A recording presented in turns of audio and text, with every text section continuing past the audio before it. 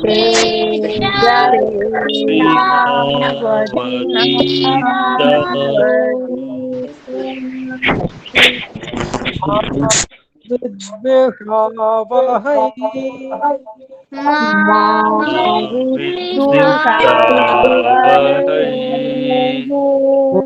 ओम शांति शांति शांति।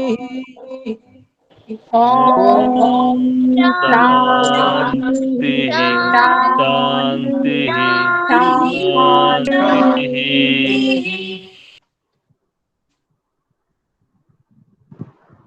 हमारा अष्टम समुल्लास सत्यार्थ प्रकाश का चल रहा था और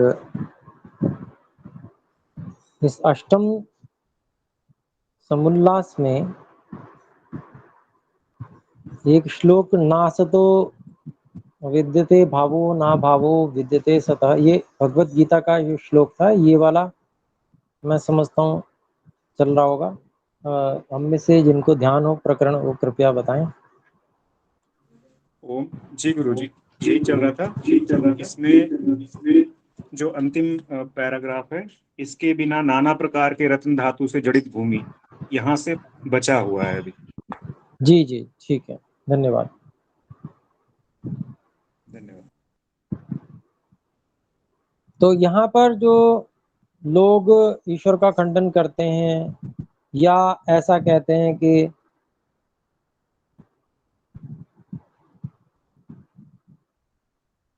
कुछ भी नहीं था फिर जगत बन गया और ये बिल्कुल अभाव हो जाएगा, इत्यादि अनेक प्रकार के नास्तिक हैं जो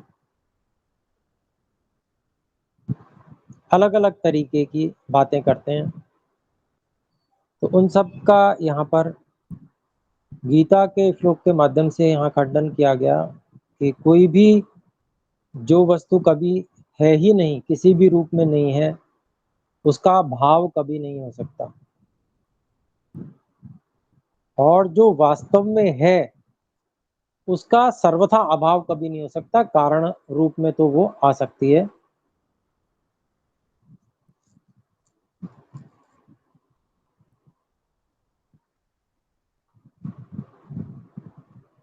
तो ये जो विशेष बात यहाँ पर बताई गई है,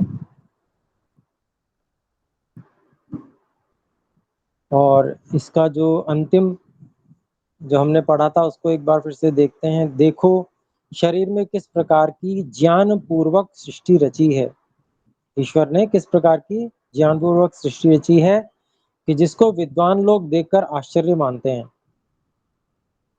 ध्यान ना दो तो कोई आश्चर्य नहीं होगा, जब उसको ध्यान पूर्वक देखते हैं तो उसकी विचित्रता और उसकी व्यवस्था देखकर आश्चर्य होता है, कितना जबरदस्त विज्ञान है इसके अंदर, तो उसमें आश्चर्य होता है। फिर आगे लिखते हैं, भीतर हाड़ों का जोड़, हड्डियों में कब्जे लगाए हैं उनको मोड़ने के लिए, एक एक जोड़ बड़ी विचित्र रचना है। नाड़ियों का बंधन, मांस का लेपन, ऊपर से मांस का लेपन किया, ऊपर से चमड़ी का ढक्कन, चमड़ी भी लगाई, सुंदर चमड़ी लगा दी। अंदर क्या है, कितना भीभत्स है वो पता नहीं चल पाता, आसानी से व्यवहार कर पाते हैं। तो चमड़ी का ढक्कन, प्लीहा यकृत फेफड़ा, पंखा कला का स्थापन, तो कितना जबरदस्त पंखा लगाया परमात्मा ने फेफड़े में, इस प्रकार से हवा भरती है फिर निकलती है। रुधिर शोधन, फेफड़े के माध्यम से रुधिर की शुद्धि होती है, रुधिर शोधन अर्थात रक्त का शुद्ध होना, और फिर वो शुद्ध रक्त फिर से हृदय के माध्यम से सारे शरीर में जाता है। तो ये सारा फिर प्रचालन, उस रक्त का प्रचालन किसके द्वारा, हृदय के द्वारा। फिर विद्युत का स्थापन। विद्युत, बिजली तो कहीं किसी को दिखती नहीं, लेकिन काम सारे विद्युत के समान हो रहे हैं।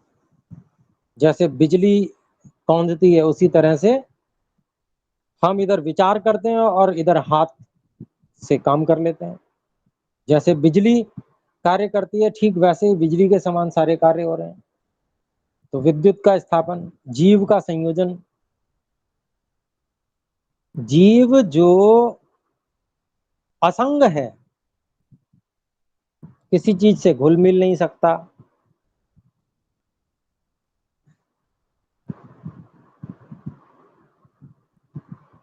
जीव ऐसा है कि उसे बांधा भी नहीं जा सकता सामान्य रूप से।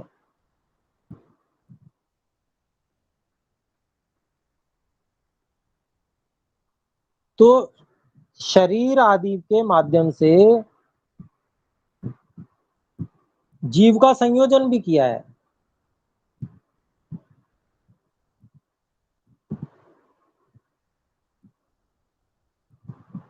कि वो वहीं पर संयुक्त रहता है।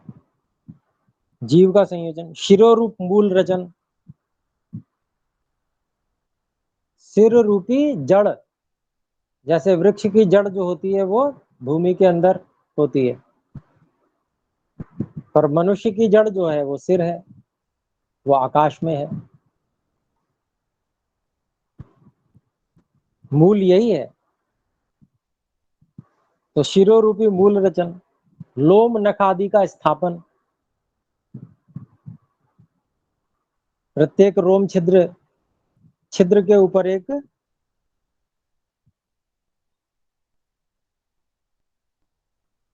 बाल, जिसको रोम कहते हैं, सूक्ष्म रचना, वो बनाई है।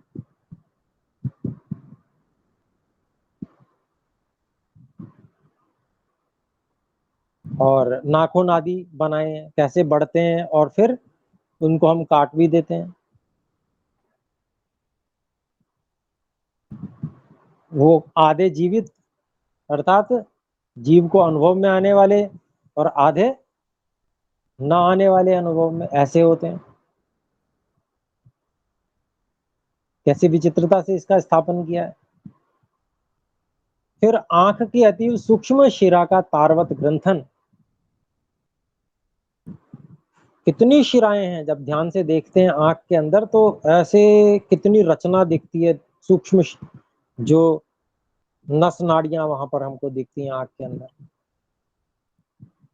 उन सबको पिरोया हुआ है आंख के अंदर, इतनी सूक्ष्म रचना की है। इंद्रियों के मार्गों का प्रकाशन। सभी इंद्रियों के लिए मार्ग बनाए हैं ईश्वर ने शरीर में। जैसे कान है तो उसका मार्ग है, उसका पर्दा है, वहां तक शब्द का पहुंचना और फिर वहां से ग्रहण होना, और फिर उसका मार्ग बनाया मन तक पहुंचाने के लिए। तो इंद्रियों के मार्गों का प्रकाशन। जीव के जागृत, स्वप्न, सुषुप्ति अवस्था के भोगने के लिए स्थान विशेष, स्थान विशेषों का निर्माण। इसी शरीर में तीन स्थितियां हैं जीवात्मा की, जागृत, स्वप्न और सुषुप्ति, जो सामान्य हर व्यक्ति भोगता है जिस स्थिति को। तो ये अवस्थाएं भोगने के लिए भी जीव के लिए शरीर में अलग अलग तीन स्थान बनाए गए। सब धातु का विभागकरण। वो एक ही भोजन करते हैं, उसी में से सब धातुओं का निर्माण होता है, वो विभाजित होती चली जाती है, एक एक धातु आगे बढ़ती चली जाती है, और विभाग और विभाग और विभाग और शोधन, मल साफ होते होते होते होते ऐसे कई क्रम होते हैं। ऐसे धातुओं का विभागकरण है। कला, कौशल, स्थापन आदि अद्भुत सृष्टि को बिना परमेश्वर के कौन कर सकता है? किसकी सामर्थ्य है इतनी? कम से कम हम आप जैसे जीवों की तो नहीं, चाहे कितना ही बड़ा ज्ञानी हो जाए। ये परमेश्वर के अलावा और कोई नहीं कर सकता। तो ये सिद्ध करके बता रहे हैं कि ईश्वर के विषय में महर्षि जी। फिर इसके आगे कहते हैं, इसके बिना नाना प्रकार के रत्न धातु से जड़ित भूमि। और ये भूमि कैसे बनाई है परमात्मा ने? ये रत्न और धातुओं से जड़ित है भूमि। विभिन्न प्रकार की धातुएं इसमें से निकाली जाती हैं और उनका शोधन करके फिर उसका बड़ा आकार धातुओं का बना लिया जाता है।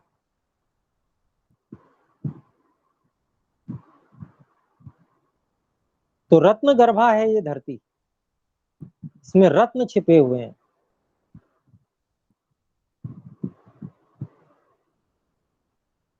फिर विविध प्रकार वट वृक्ष आदि के बीजों में अति सूक्ष्म रचना। कितना बड़ा विराट वट वृक्ष होता है, पूरा गांव समा जाए, इतने बड़े बड़े वट वृक्ष होते हैं।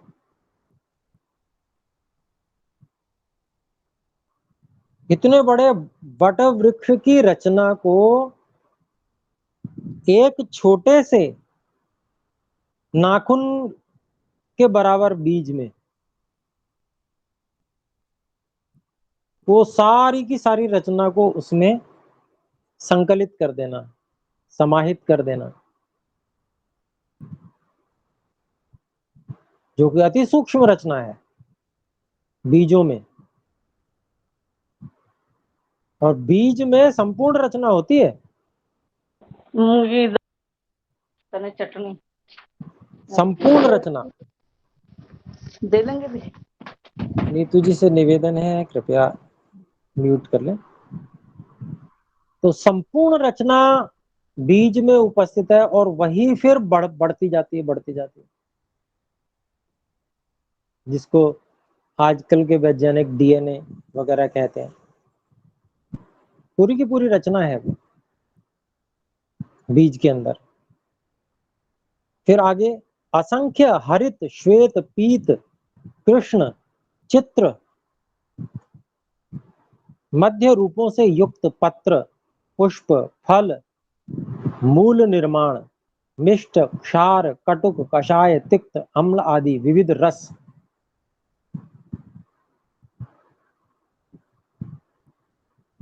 सुगंधादि युक्त पत्र पुष्प फल अन्न कंद मूल आदि रचन अनेकानेक करोड़ों भूगोल सूर्य चंद्र आदि लोक निर्माण धारण भ्रमण नियमों में रखना आदि परमेश्वर के बिना कोई भी नहीं कर सकता। तो कितनी विशेष बात एक एक महर्षि जी ने रखी है यहाँ पे। एक एक जो बात कही है, एक एक शब्द अपने आप में ईश्वर के कार्यों के प्रति आश्चर्य को उत्पन्न करने वाला है।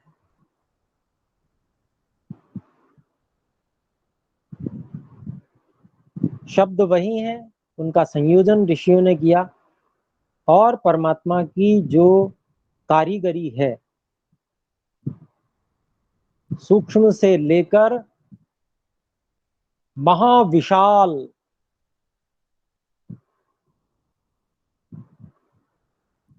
जो आकाश गंगाएं हैं, जिसमें इतने बड़े बड़े सूर्य आदि जैसे भी उससे करोड़ों गुना बड़े और लोक लोकांतर हैं, जिनका निर्माण और धारण ईश्वर कर रहे हैं,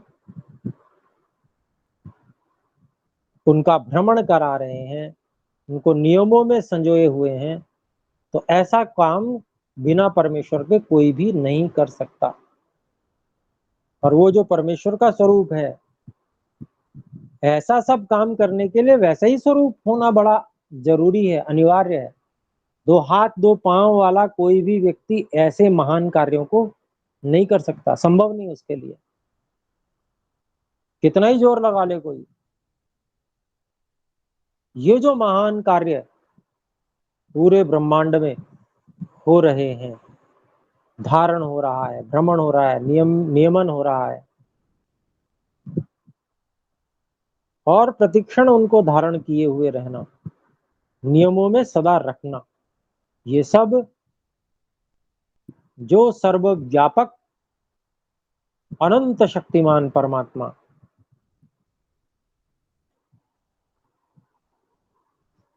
निराकार चेतन शक्ति, अनंत चेतन शक्ति,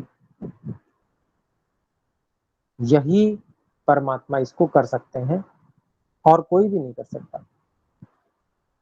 फिर आगे, जब कोई किसी पदार्थ को देखता है तो दो प्रकार का ज्ञान उत्पन्न होता है।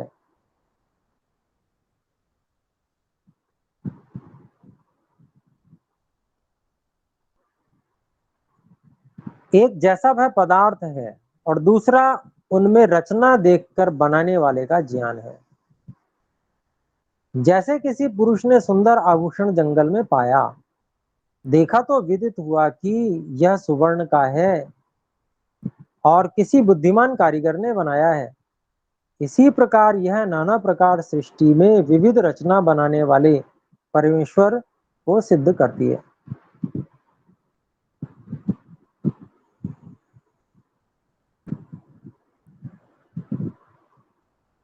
तो समाधिस्थ अवस्था जब होती है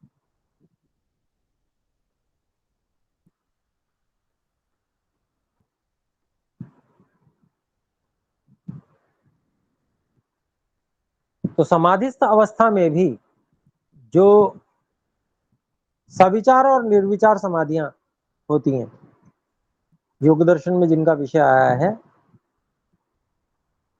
हम में से हो सकता है कुछ लोगों को ज्ञान इसके बारे में नहीं जानकारी हो, तो वहां भी जब निर्विचार स्थिति में समाधि होती है और वस्तु का साक्षात्कार होता है, जहां वस्तु मात्र विषय रहता है, उस वस्तु मात्र विषय में भी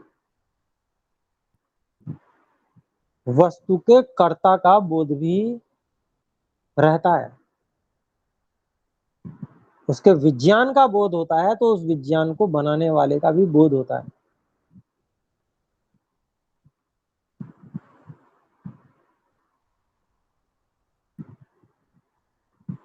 तो जैसे यहां पर कहा, देखो तो विदित हुआ कि यह सुवर्ण का है और किसी बुद्धिमान कारीगर ने बनाया है। इसी प्रकार यह नाना प्रकार की सृष्टि में विविध रचना बनाने वाले परमेश्वर को सिद्ध करती है। विभिन्न रचना और व्यवस्थित, एक जैसी रचना एक जगह सब जगह वैसी ही रचना मिलेगी। अगर आम का वृक्ष है तो आम के वृक्ष की रचना सब जगह एक जैसी ही मिलेगी। उसमें भी जो विविधता है, उस विविधता में भी अगर उसमें से एक प्रकार के आम को लिया जाए तो वो उस प्रकार के जितने भी वृक्ष होंगे उसमें सब समानता मिलेगी। तो ऐसे समानताएं और विविधताएं सर्वत्र प्राप्त होती हैं, जितनी भी सृष्टि है। तो ये जो समानताएं और विविधताएं हैं, वे विशेष कर्ता के द्वारा की गई, ये भी प्रतीत होती हैं, लगती हैं, समझ में आती हैं। अपने आप नहीं हो सकता ये भी समझ में आता है। फिर प्रश्न करते हैं, मनुष्य की सृष्टि प्रथम हुई व पृथ्वी आदि की? तो उत्तर है पृथ्वी आदि की, क्योंकि पृथ्वी आदि के बिना मनुष्य की स्थिति और पालन नहीं हो सकता। कितने ही लोग ऐसा कल्पना करते हैं कि दो हाथ पैर वाले व्यक्ति ने और एक शब्द बोला कुन, और पृथ्वी बन गई। चंद्रमा पे छड़ी मारी, दो टुकड़े हो गए, एक पृथ्वी बन गई और एक चंद्रमा बन गया। तो उनसे पूछा जाए कि वो व्यक्ति जिसने छड़ी मारी थी वो कहाँ खड़ा हुआ था जब पृथ्वी बनी ही नहीं थी? तो तो यहाँ पर उनके पास उत्तर ही नहीं हो सकता कोई।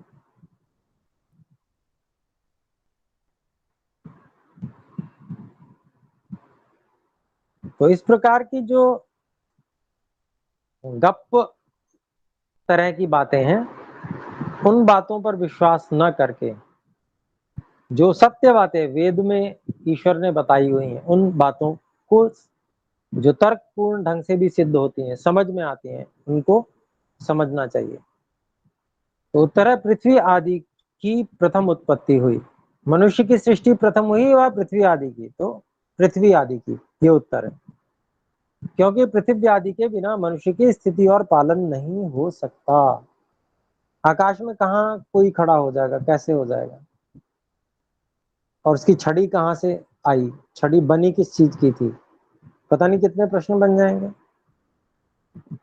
पार्थिव तत्व ही नहीं था तो छड़ी कहाँ से आ गई?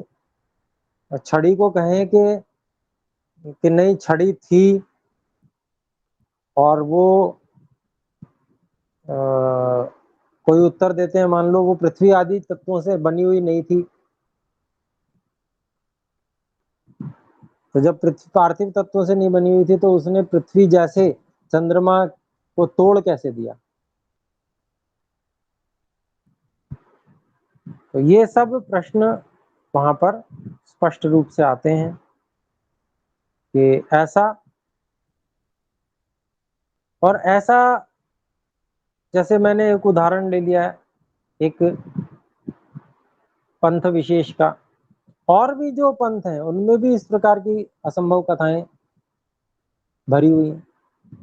तो उन पे भी विश्वास न करके जो वेदोक्त विषय, ईश्वर ने जो सृष्टि का प्रकार बताया, उसको ही अपने लोगों को मानना और समझना चाहिए। प्रश्न, सृष्टि की आदि में एक व अनेक मनुष्य उत्पन्न किए थे, वा क्या? तो ये प्रश्न है कि आदि सृष्टि में अनेक मनुष्य थे, उत्पन्न किए थे परमात्मा ने, या एक ही था, या कैसे था? तो उसका उत्तर है अनेक उत्पन्न किए थे, अनेक। क्योंकि जिन जीवों के कर्म ईश्वरीय सृष्टि में उत्पन्न होने के थे, उनका जन्म सृष्टि के आदि में ईश्वर देता है। अर्थात कर्मों का भी एक प्रकार होता है, जिन कर्मों के प्रकार से साक्षात ईश्वर ही पिता, माता और पिता के रूप में होते हैं, अर्थात वे ही ईश्वर ही स्वयं उन शरीरों का भूगर्भ में निर्माण करते हैं। तो कर्म विशेष होते हैं उन कर्मों का फल देने के लिए। अमैथुनी सृष्टि जिसको बोलते हैं, ईश्वरी सृष्टि जिसको बोलते हैं, वो प्रारंभ में की जाती है ईश्वर के द्वारा। क्योंकि मनुष्या ऋषयश्च ये ततो मनुष्या अजायंतः, यह यजुर्वेद में लिखा है। इस प्रमाण से यही निश्चय है कि आदि में अनेक अर्थात सैकड़ों सहस्रों मनुष्य उत्पन्न हुए, और सृष्टि में देखने में भी निश्चित होता है कि मनुष्य अनेक माँ बाप के संतान हैं।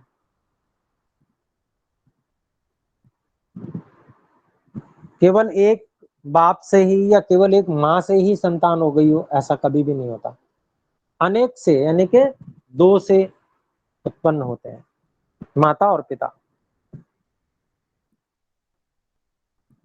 तो सृष्टि के आरंभ में भी अनेक ही हुए होंगे, तभी आगे की सृष्टि चलना संभव है। तो कम से कम दो, और वैसे अनेक का अभिप्राय बहुत सारे। तो यहाँ पर सैकड़ों सहस्रों मनुष्यों की बात है। दो की बात होती तो द्विवचन होता, लेकिन द्विवचन नहीं बहुवचन में बताया गया है। मनुष्याः ऋषयश्च ये इत्यादि जो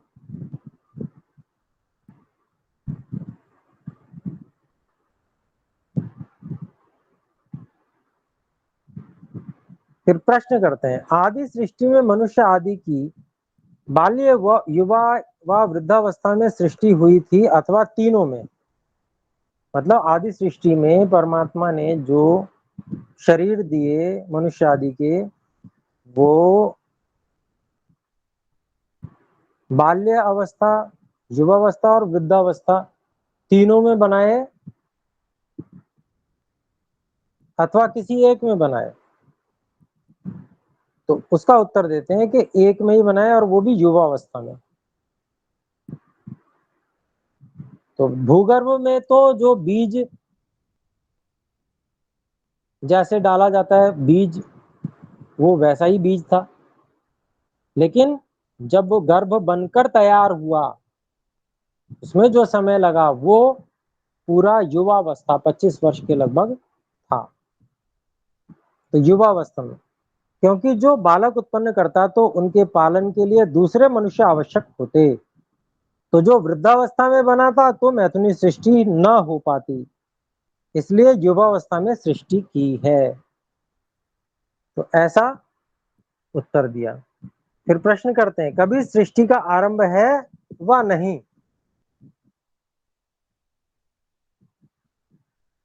अभिप्राय क्या हुआ? कभी पहली बार ऐसा भी हुआ कि कभी पहली बार सृष्टि बनी हो, उससे पहले कभी सृष्टि ना बनी हो?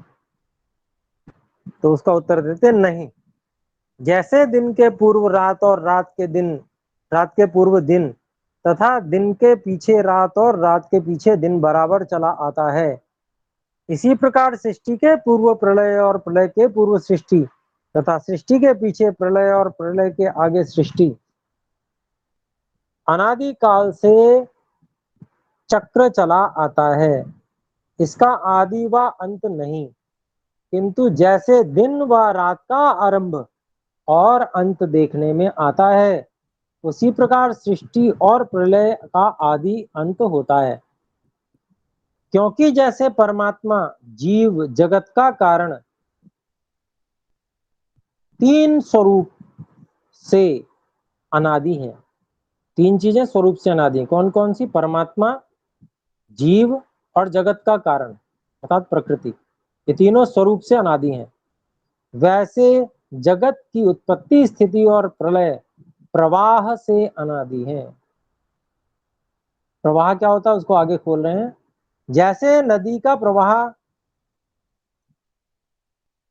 वैसा ही दिखता है, कभी सूख जाता कभी नहीं दिखता, फिर बरसात में दिखता और उष्ण काल में नहीं दिखता। ऐसे व्यवहारों को प्रवाह रूप जानना चाहिए। जैसे परमेश्वर के गुण कर्म स्वभाव अनादि हैं, वैसे ही उसके जगत की उत्पत्ति स्थिति प्रलय करना भी अनादि है। जैसे कभी ईश्वर के गुण कर्म स्वभाव का आरंभ और अंत नहीं, इसी प्रकार उसके कर्तव्य कर्मों का भी आरंभ और अंत नहीं। तो जो सत्य है, मुख्य सत्य जो है वह तो अनादित्व है, हमेशा से होना, ये है।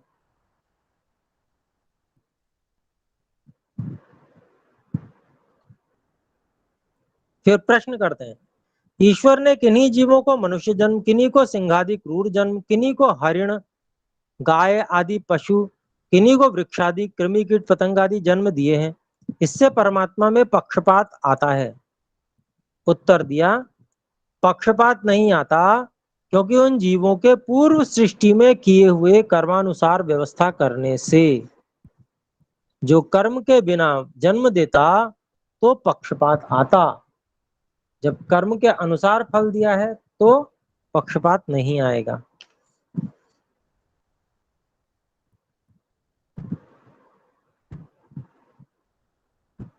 फिर इसके बाद में प्रश्न है, मनुष्यों की आदि सृष्टि किस स्थल पर हुई? उत्तर, त्रिविष्टप अर्थात जिसको तिब्बत कहते हैं। प्रश्न, आदि सृष्टि में एक जाति थी व अनेक? उत्तर, एक मनुष्य जाति थी। पश्चात विजानी ही आर्यान्य च दस्यवः। विजानी ही आर्यान्ये च दस्यवः, यह ऋग्वेद का वचन है। श्रेष्ठों का नाम आर्य, विद्वान, देव और दुष्टों के दस्यु।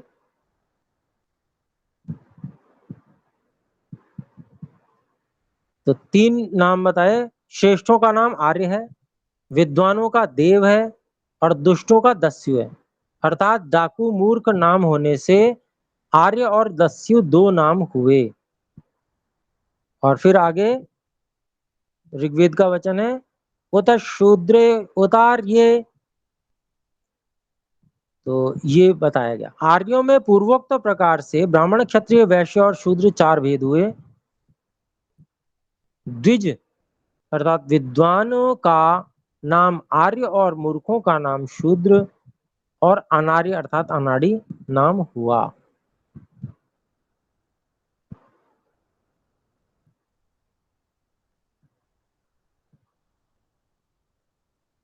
प्रश्न, फिर वे यहाँ कैसे आए? उत्तर, जब आर्य और दस्युओं में अर्थात विद्वान जो देव, अविद्वान जो असुर, उनमें सदा लड़ाई बखेड़ा हुआ किया। जब बहुत उपद्रव होने लगा तब आर्य लोग सब भूगोल में उत्तम इस भूमि के खंड को जानकर यहीं आकर बसे। इसी से इस देश का नाम आर्यावर्त हुआ। फिर प्रश्न करते हैं, आर्यावर्त की अवधि कहाँ तक है? उत्तर दे रहे हैं मनुस्मृति के श्लोक से। आसमुद्रात्तु वै पूर्वादासमुद्रात्तु पश्चिमात्, तयोरेवान्तरं गिर्योरार्यावर्त विदुर्बुधाः।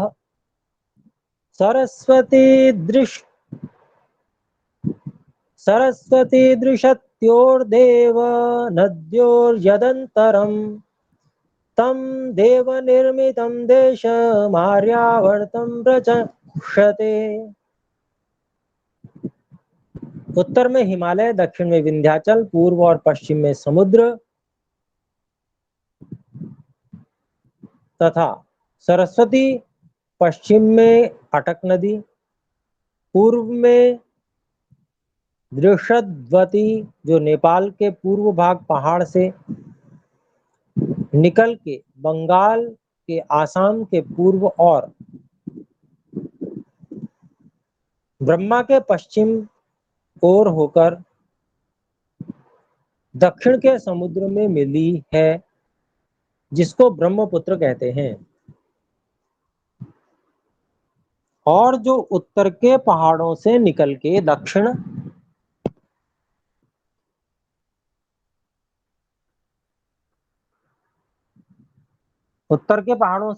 दक्षिण के समुद्र की खाड़ी में अटक मिली है। हिमालय की मध्य रेखा से दक्षिण और पहाड़ों के भीतर और रामेश्वर पर्यंत विंध्याचल के भीतर जितने देश हैं उन सब को आर्यावर्त इसलिए कहते हैं कि यह आर्यावर्त देश अर्थात विद्वानों ने बसाया और आर्य जनों के निवास करने से आर्यावर्त कहाया है। तो प्रश्न कर रहे हैं, इस देश का नाम क्या था और इसमें कौन बसते थे? तो इसके पूर्व इस देश का नाम कोई भी नहीं था और न कोई आर्यों के पूर्व इस देश में बसते थे, क्योंकि आर्य लोग सृष्टि की आदि में कुछ काल के पश्चात तिब्बत से सीधे इसी देश में आकर बसे थे।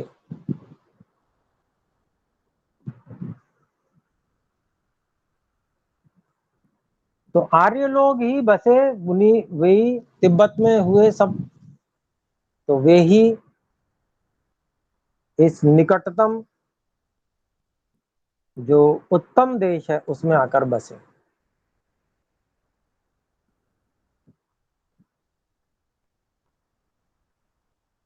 फिर प्रश्न है, कोई कहते हैं कि ये लोग ईरान से आए, इसी से इन लोगों का नाम आर्य हुआ।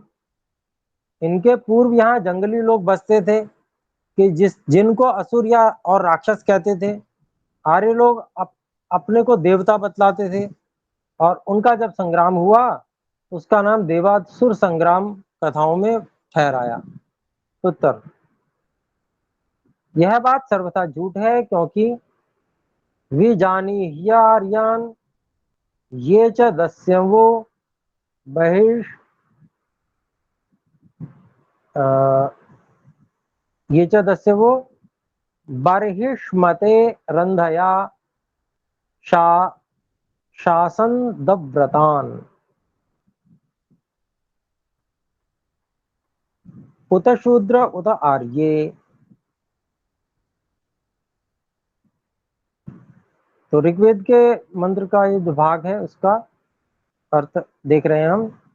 यह लिख चुके हैं कि आर्य नाम धार्मिक विद्वान आप्त पुरुषों का और इनसे विपरीत जनों का नाम दस्यु अर्थात डाकू, दुष्ट, अधार्मिक और अविद्वान है, तथा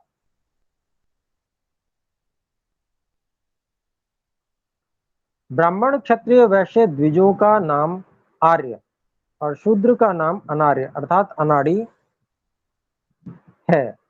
जब वेद ऐसा कहता है तो दूसरे विदेशियों के कपोल कल्पित को बुद्धिमान लोग कभी नहीं मान सकते। और देवासुर संग्राम में आर्यावर्तीय अर्जुन तथा महाराजा दशरथ आदि हिमालय पहाड़ में आर्य और दस्यु म्लेच्छ असुरों का जो युद्ध हुआ था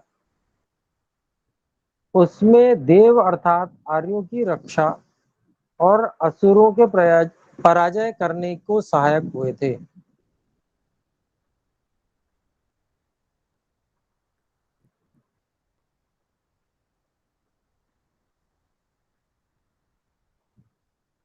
इससे यही सिद्ध होता है कि आर्यावर्त के बाहर चारों ओर जो हिमालय में पूर्व अग्नि, आग्नेय, दक्षिण, नैऋत्य, पश्चिम, वायव्य, उत्तर, ईशान देश में मनुष्य रहते हैं उन्हीं का नाम असुर सिद्ध होता है। क्योंकि जब जब हिमालय प्रदेशस्थ आर्यों पर लड़ने को चढ़ाई करते थे तब तब वहां के राजा महाराजा लोग उन्हीं उत्तर आदि देशों में आर्यों के सहायक होते थे। और जो श्री रामचंद्र जी से दक्षिण में युद्ध हुआ है उसका नाम देवासुर संग्राम नहीं है, किंतु उसको राम रावण अथवा आर्य और राक्षसों का संग्राम कहते हैं। तो ये इतिहास की बात है।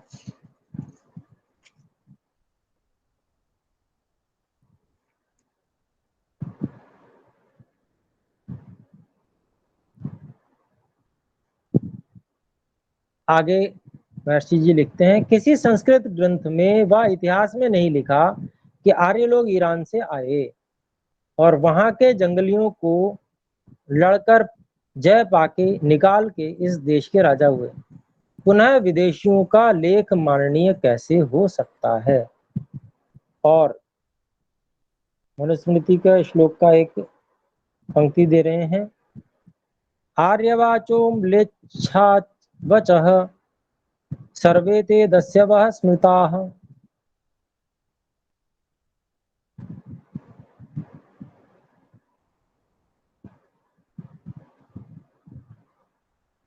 और एक और मनुस्मृति का वाक्य है, म्लेच्छ देशस्त्वतः परः। अभिप्राय बता रहे हैं, जो आर्यावर्त देश से भिन्न देश हैं वे दस्यु देश और म्लेच्छ देश कहते हैं। इससे यह भी सिद्ध होता है कि आर्यावर्त से भिन्न पूर्व देश से लेकर ईरान, उत्तर, वायव्य और पश्चिम देशों में रहने वालों का नाम दस्यु और म्लेच्छ तथा असुर है। दस्यु और म्लेच्छ तथा असुर ये नाम है।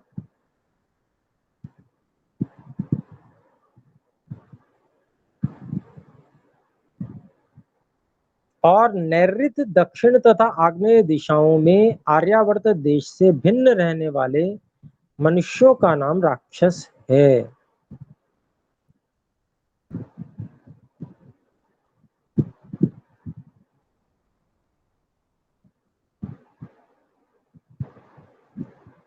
अब भी देख लो, हबशी लोगों का स्वरूप भयंकर जैसा राक्षसों का वर्णन किया है वैसा ही दिख पड़ता है, और आर्यावर्त की सूद पर मतलब सीध पर नीचे रहने वालों का नाम नाम नाग और उस देश का नाम पाताल इसलिए कहते हैं कि वह देश आर्यावर्तीय मनुष्यों के पाद अर्थात पैर के तले है।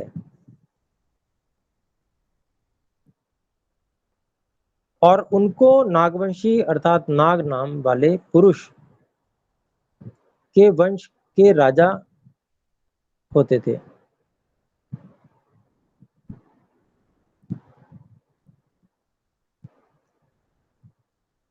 तो उसी की उलोपी राजकन्या ने अर्जुन का विवाह हुआ था।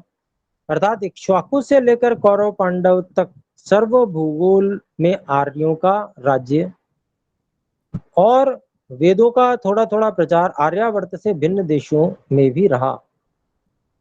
इसमें यह प्रमाण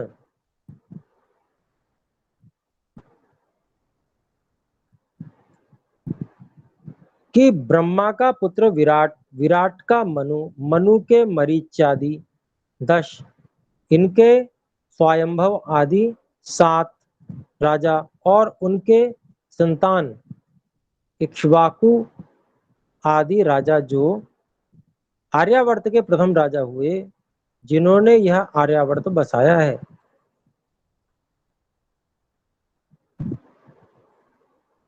तो वे प्रमाण हैं।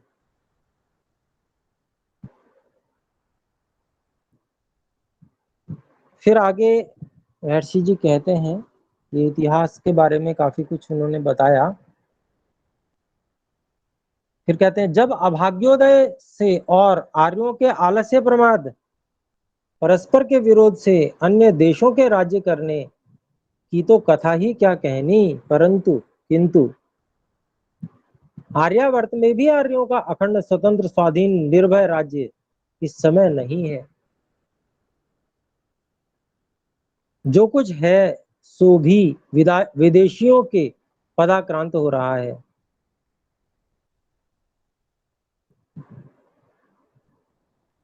कुछ कुछ थोड़े राजा स्वतंत्र हैं। दुर्दिन जब आता है तब देशवासियों को अनेक प्रकार का दुख भोगना पड़ता है।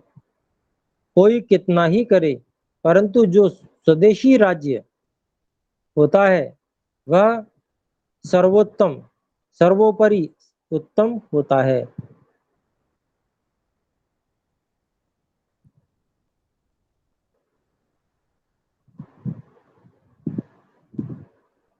तो ये बात जो है, इस बात ने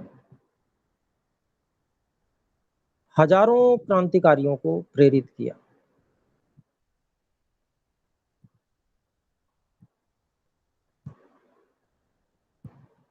और इस बात से प्रेरित होकर हजारों क्रांतिकारी उस समय स्वतंत्रता संग्राम के लिए आत्मा आहुति देने के लिए तैयार हो गए। ये प्रेरणादायक जो बात है, कोई कितना ही करे परंतु जो स्वदेशी राज्य होता है वह सर्वोपरि उत्तम होता है।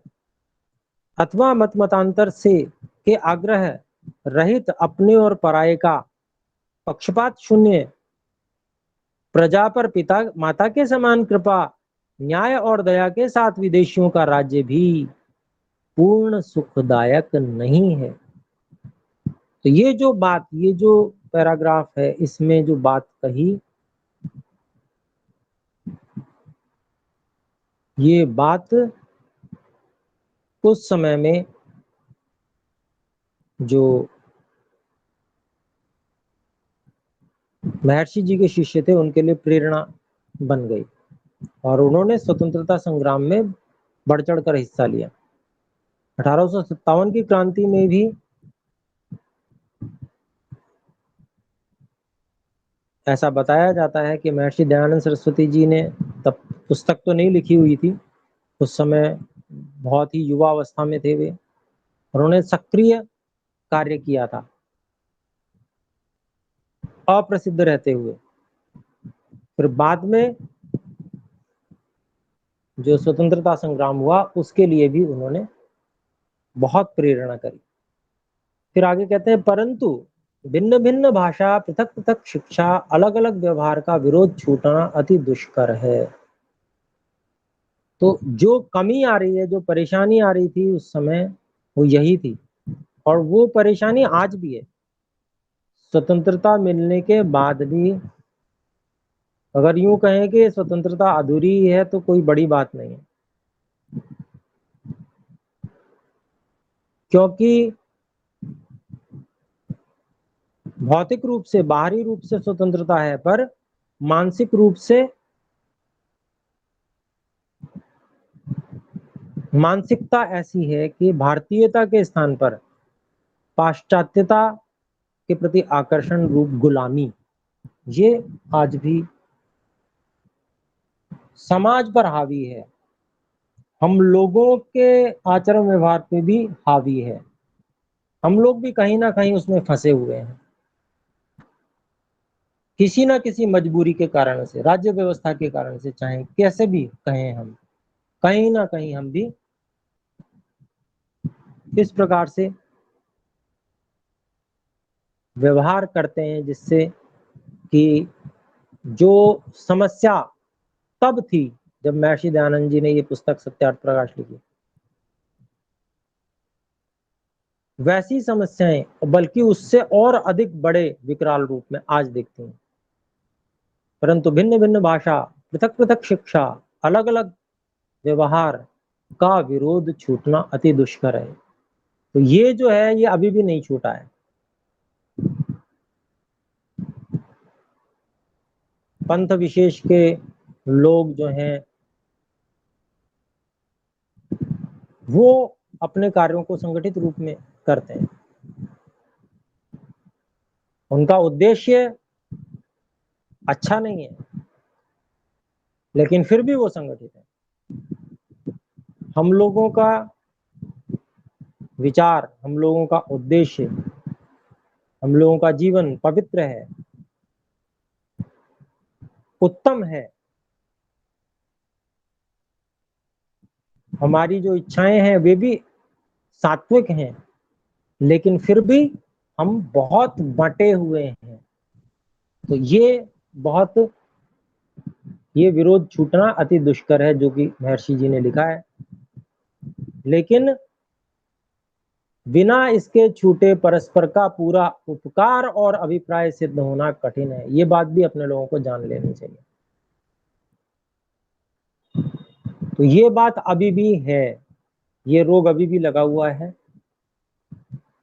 और इसीलिए हम लोगों का जो पूरा उपकार और अभिप्राय सिद्ध नहीं हो पा रहा है।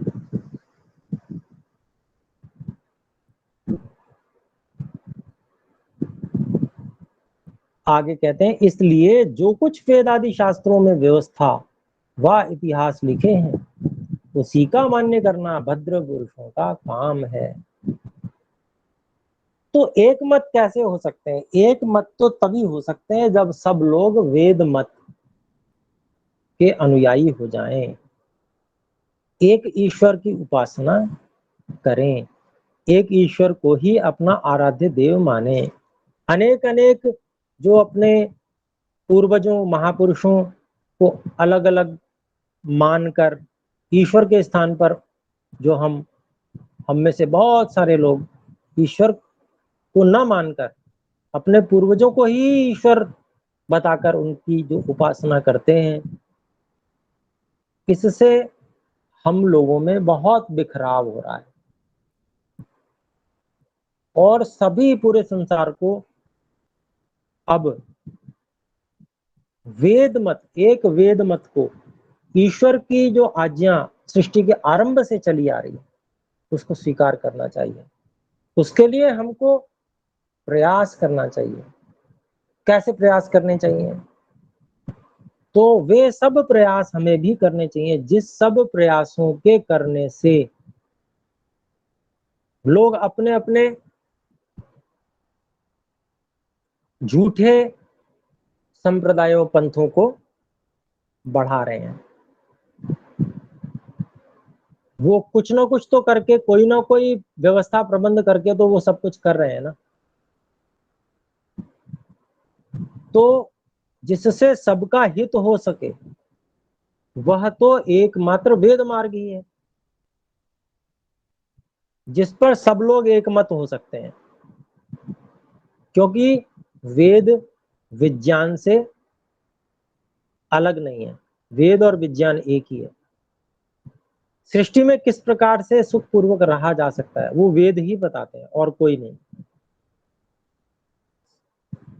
सर्वोत्कर्ष सुख का संसार में वेद के आधार से ही आ सकता है।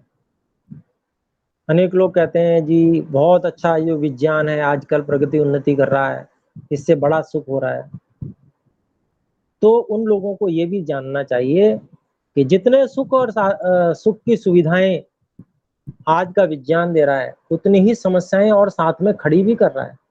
और इस बात को विज्ञान और वैज्ञानिक छुपा रहे हो ऐसी बात भी नहीं है, वो प्रकट भी कर रहे हैं। एलोपैथी के साइड इफेक्ट्स और उनसे होने वाली समस्याओं, उनके बारे में भी खुल के बताया जाता है। लेकिन हम लोगों की आंखें फिर भी नहीं खुलती, हम फिर भी उसी पे विश्वास करते हैं।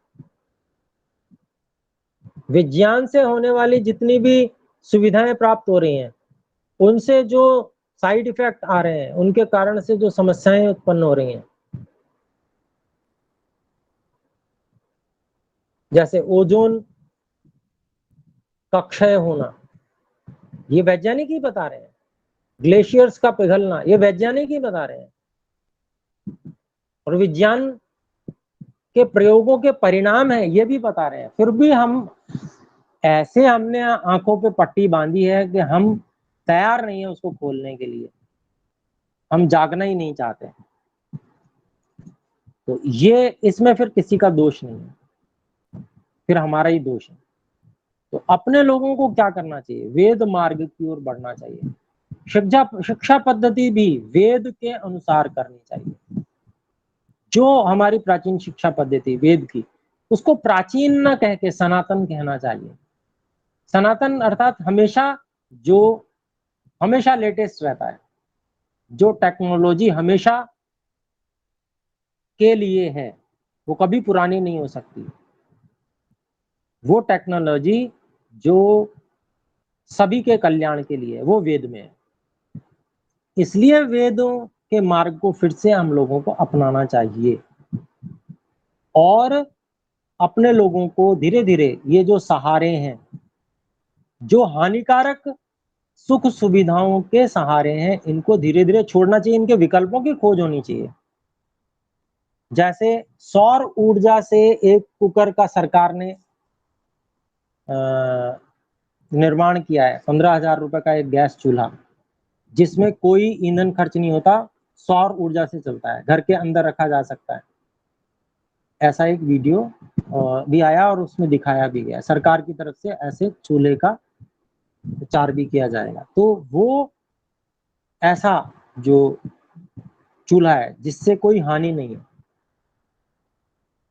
जिससे कहीं से गैस निकाल के नहीं पहुंचानी पड़ रही है, जिसमें कोई बांध नहीं बनाने पड़ रहे हैं, बांध बनाकर बिजली बनाने का कार्यक्रम नहीं हो रहा है, जिसमें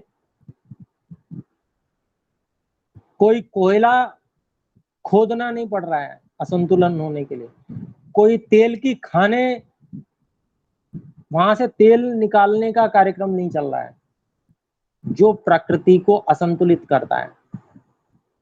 ऐसा मार्ग निकाल रहे हैं लोग।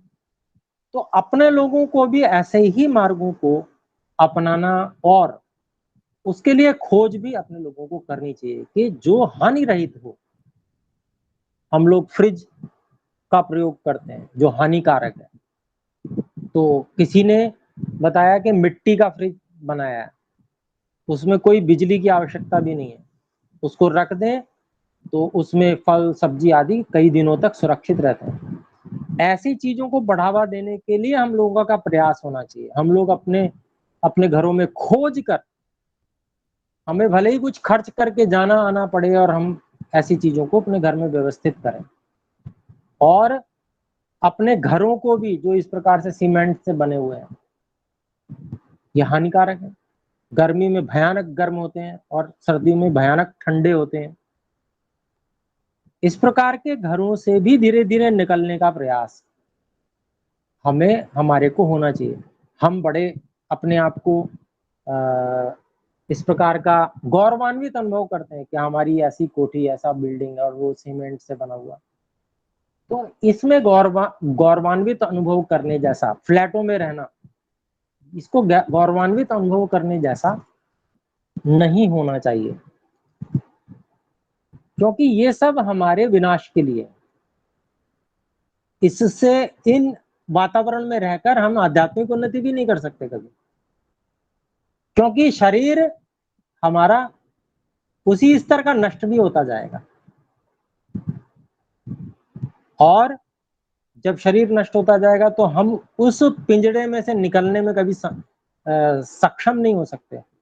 ये सीमेंट के पिंजड़े में आज व्यक्ति बंद है, वानप्रस्थ नहीं ले पा रहा है। कितने लोग हैं जो वानप्रस्थ की अवस्था को प्राप्त हो चुके हैं, लेकिन वो वन में जाकर पेड़ की जड़ में निवास करने में समर्थ नहीं है। वन भी नहीं है। मैंने अभी एक मेल डाली, खोजकर उत्तराखंड सरकार की जो मेल थी उसको खोजकर मैंने उनसे एक निवेदन किया कि भाई हमें इस प्रकार से वन, व्यक्तिगत वन बनाने के लिए भूमि दी जाए। हम उसमें जंगल बनाएंगे और इस बात को लिखित में देने के तैयार हैं कि हम उसको कभी काटेंगे नहीं। व्यक्तिगत जंगल, क्योंकि सरकारी जो जंगल है वो तो वहां तो अनुमति नहीं है कि वहां जाके कोई बसे, वानप्रस्थ के रूप में रहे। तो कम से कम कुछ एकड़, 10, 15, 20 एकड़ हमें स्थान मिल जाए जिसमें हम वृक्षारोपण करें। कम से कम आज हम वृक्षारोपण करें, वर्षा का समय है तो, और बढ़िया ढंग से वृक्षारोपण करने पर कोई भी पौधा मरता नहीं है। उसका भी एक विज्ञान है जो कि गौ आधारित, देशी गौ आधारित खेती के अनुसार होता है। उसके गोबर के साथ में जब वृक्ष लगाया जाता है तो वो मरता नहीं है, वो जीवित रहता है। बिना पानी के, कम पानी के भी वो जीवित रहता है। तो ऐसे वृक्ष 15-20 वर्ष में तैयार हो जाएंगे। तो ऐसे कार्य करने चाहिए, ऐसे अपने व्यक्तिगत जंगल तैयार करने चाहिए जिसमें कि हम रह सकें। वन में जाने का जो वानप्रस्थ का एक वो है नियम, वो भी पूरा हो सके। वहां पर हम भले ही व्यवस्थाएं बनाएं अपने ढंग से, क्योंकि जहां आवश्यकता है तो आविष्कार भी होता है। हानि रहित जो व्यवस्थाएं हैं वो बनाई जा सकती हैं। तो इस प्रकार से विचार करना, तो ये जो पराधीनता से बाहर निकलने का मार्ग है वो हमारे ही अधीन है। ऋषियों ने तो बातें हमें बता दी, लिख कर बता दिया। तो ये बात अपने लोगों को, हमारे प्रयास होने चाहिए इस मकड़ जाल में से बाहर निकलने के। वास्तव में हमारा कोई प्रयास ही नहीं है, हम उसी में फंसे भी हुए हैं और हम ये चाहते हैं इसी में फंसे फंसे हमारी मुक्ति हो जाए। तो ये कदापि संभव नहीं है, ऐसा अपने लोगों को समझना चाहिए। तो यही बात यहाँ पर कहा महर्षि जी कि इसलिए जो कुछ वेद आदि शास्त्रों में व्यवस्था व इतिहास लिखे हैं उसी का मान्य करना भद्र पुरुषों का काम है। ये एक छोटी सी बात लिखी महर्षि जी ने, लेकिन यदि हम इसको घटा के देखें अपने जीवन में तो हम कहीं इस बात में कहीं भी खरे नहीं उतर रहे हैं। हम चाहे आर्य समाज के स्तर पे देख लें, आर्य समाज में भी बिल्डिंगें बनाने पर जोर है, भवन बना रहे हैं लोग, एक से एक बढ़िया संगमरमर का, और ऐसा बनाना चाहते हैं, बनाते भी हैं और बनाए भी हैं। तो वो कहाँ फंस रहे हैं हम लोग? तो सुनिश्चित बात है कि हम फंस रहे हैं इसी सीमेंट में। अपनी जो मिट्टी है उसकी स्वतंत्रता में हम नहीं जा रहे हैं, हम सीमेंट के अंदर फंस रहे हैं। तो इसलिए अगर हमें अपनी मिट्टी के साथ में जीवन जीने की स्वतंत्रता चाहिए तो फिर हमें इस प्रकार की व्यवस्थाएं, व्यक्तिगत जंगल, समूह बनाकर, हम अगर सरकार नहीं देती है तो समूह बनाकर हम कुछ कुछ पैसे इकट्ठे करें, लाख लाख 2-2 लाख रुपए इकट्ठे करके और भूमि खरीद के और जंगल बनाएं। इतना तो सबका सामर्थ्य है कि 2-2 लाख रुपए हम दे सकते हैं। मैं समझता हूँ इतना तो सबने कमाया होगा अपने जीवन में, सबके पास पूंजी रखी होगी, हम निकाल सकते हैं उसमें से जंगल के लिए। ये हमारे जंगल के लिए है, इकट्ठा करें पैसा, बनाएं जंगल और फिर उसमें रहें। तो इस प्रकार से ये व्यवस्थाएं क्या है, कौन बनाएगा? कोई दूसरा नहीं आएगा बनाने के लिए, अपने लोगों को ही विचार करना पड़ेगा और एक उत्तम व्यवस्था बनाकर हम प्रारंभ कर सकते हैं, शुरुआत कर सकते हैं ऋषियों की बातों को। तो आज यहीं तक रखते हैं। अगला प्रश्न होगा, जगत की उत्पत्ति में कितना समय व्यतीत हुआ? तो ये प्रश्न हम अगली कक्षा में करेंगे। आइए एक बार ओम का उच्चारण करें।